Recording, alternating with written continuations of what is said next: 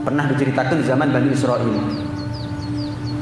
Di zaman Bani Israel ada seorang pemuda tobat kepada Allah. Tobat. Maksiat banyak. Akhirnya 70 tahun terakhir dia tobat kepada Allah. Nggak ketemu siang kecuali puasa, nggak ketemu malam kecuali qiyamul lail. Masya Allah, tobat total sudah. Nggak ketemu siang kecuali puasa, nggak ketemu malam kecuali qiyamul lail. Singkat cerita mati orangnya. Pemuda ini meninggal dunia setelah usia tuanya. Kemudian ada di antara kawannya mimpi ketemu dia. Ada di akhirat. Ditanya, bagaimana nasibnya kamu setelah kamu tobat 70 tahun, puasa 70 tahun, dia mulai 70 tahun. Allah ampuni dosa-dosaku semuanya gara-gara tobatku 70 tahun. Terus ada satu yang belum tentu diampuni oleh Allah, nunggu nanti kiamat, nunggu nanti dihisab, nunggu nanti di akhirat. Kenapa Allah nggak punya hak untuk mengampuninya? Dosa apa itu? Mirip dengan dosanya umatnya Nabi Isa tadi itu. Aku patahkan ranting untuk menjadi tusuk gigiku. Aku nggak tahu. Allah merasa nggak punya hak untuk mengampuni dosa ini. Kenapa? Ini bukan hakku. Ini hak daripada manusia. Nanti di akhirat, nanti dihisab, kamu minta maaf kalau bisa. Lihat, korupsi waktu setiap hari setengah jam. Kira-kira kecil ini. Sebulan 15, setengah jam berarti sebulan 15 jam. Kecil itu kira-kira. Hati-hati. Ini zaman yang mayoritas adalah pengkhianat. Ini bukan lagi zaman yang mayoritas adalah orang-orang yang amanat. Bukan. Hati-hati. Di zaman Sayyidina Umar bin Khattab radhiyallahu ta'ala anhu warḍah, ketika beliau menjadi khalifah, beliau perang melawan Persia. Saat itu yang diutus untuk menjadi panglima perang adalah sahabat Sa'ad bin Abi Waqqas radhiyallahu ta'ala anhu warḍah. Singkat cerita, perang menang, muslimin menang, mendapatkan harta rampasan banyak. Raja Persia kekayaannya banyak. Ada di antara harta rampasan perang saat itu, setelah dibagi-bagikan sebagian kepada mereka yang terjun langsung di medan perang, ada sebagian yang dikirim untuk menjadi bagiannya Baitul Mal. Baitul Mal lil muslimin, dikirim ke kota Madinah kepada Khalifah Sayyidina Umar Ibn Khattab radhiyallahu ta'ala anhu warḍah. Kirim sana. Di antara yang dikirim mahkotanya Raja Persia. Ada gelangnya, ada kalungnya. Yang mahal-mahal dikirim. Bayangkan. Ketika sampai ke tangan Sayyidina Umar Ibn Khattab radhiyallahu ta'ala anhu warḍah, saat itu sebelah Sayyidina Umar ada Sayyidina Ali.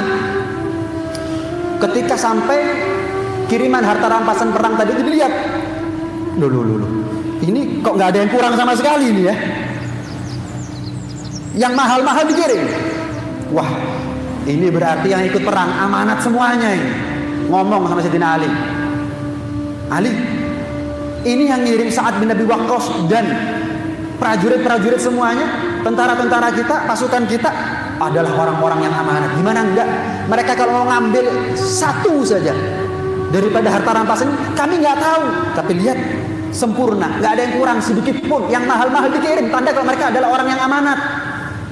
Tanda kalau mereka adalah orang yang amanat. Apa jawaban Sayyidina Ali? Karena engkau amanat wahai Umar, maka rakyatmu adalah orang-orang yang amanat. Kalau seandainya kamu menjadi orang yang rakus, rakyatmu akan menjadi orang yang rakus wahai Umar. Lihat, karena kamu amanat Umar, maka rakyatmu menjadi rakyat yang amanat.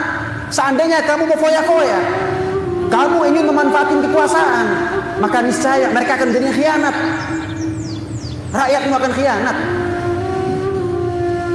Jadi jangan heran kalau kita merasa punya pemimpin pejabat yang nggak adil, nggak jujur, nggak amanat. Kenapa? Lah kita gimana? Udah amanat. Kita ditanya dosanya orang, apa kita ditanya dosanya sendiri? Dosanya kita sendiri. Termasuk tanda kalau orang itu dikehendaki baik oleh Allah adalah apa? Bassarahu bi'uyubi nafsih. Allah kasih dia jelas akan aibnya dia sendiri. Kalau kita berlaku amanat, kita punya pemimpin jujur, adil, amanat. Nah kalau kita seperti ini, mau punya pemimpin pejabat yang amanat gimana coba? Lihat Sayyidina Umar. Masya Allah. Memang Sayyidina Umar dikenal semua sahabat adil ya. Semua khulafa rasyidin adalah orang-orang yang jujur, adil, amanat. Dan jujur, adil, amanat adalah label status yang disematkan kepada beliau-beliau dari orang lain. Bukan yang disematkan untuk dirinya sendiri. Pilih saya jujur. Pilih saya amanat. Bukan. Yang mengatakan Sayyidina Umar itu adalah orang yang adil, jujur, amanat, Sayyidina Ali. Bukan orang kelas kroco. Sayyidina Ali mengatakan kamu amanat, jujur, adil, rakyatmu juga begitu. Kalau kita kan enggak.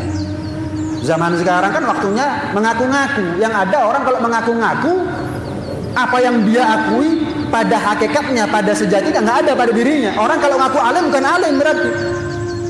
Anak kalau ngaku sudah bakti sama orang tuanya, itu tanda kalau anaknya durhaka justru. Saya sudah bakti sama orang tua. Oh, justru dia adalah anak yang durhaka. Kenapa? Karena pengakuan itu datangnya dari orang lain. Nah, kalau kita menilai diri kita sendiri ya baik semuanya. Nggak perlu dihisap nanti di akhirat. Enggak, kita dinilai oleh orang lain. Lah kalau kita menilai diri kita sendiri, sempurna kita, nggak ada aibnya, nggak ada celahnya sama sekali.